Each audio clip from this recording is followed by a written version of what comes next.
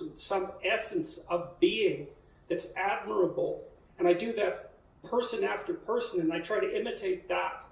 And then that core thing that's admirable that I imitate, that's, as far as I'm concerned, that's psychologically equivalent to Christ. Whatever else Christ is,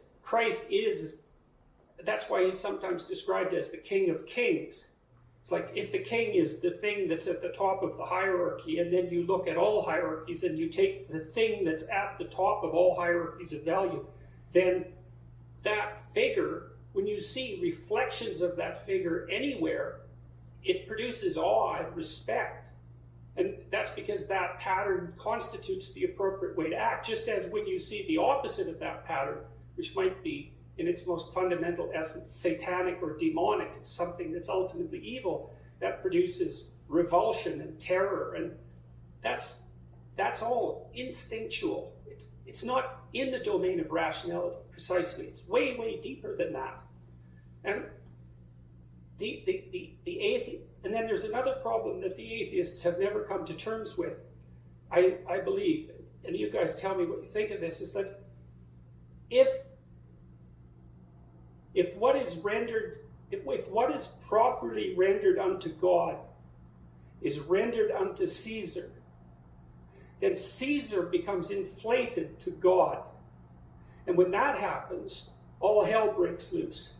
That's the genesis of totalitarianism. That's subservience to an idol.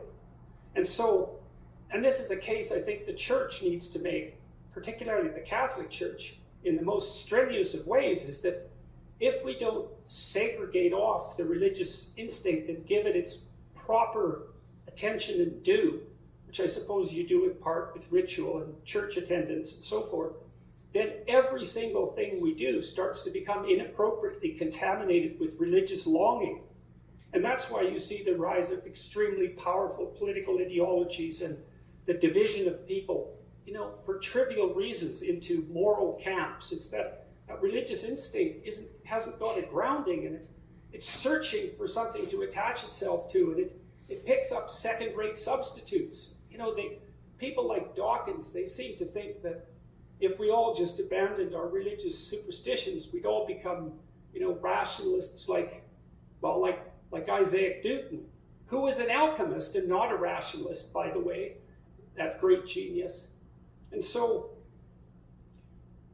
one of the things I think that the Catholic Church in particular isn't doing a very good job of is warning people how dangerous it is to lose the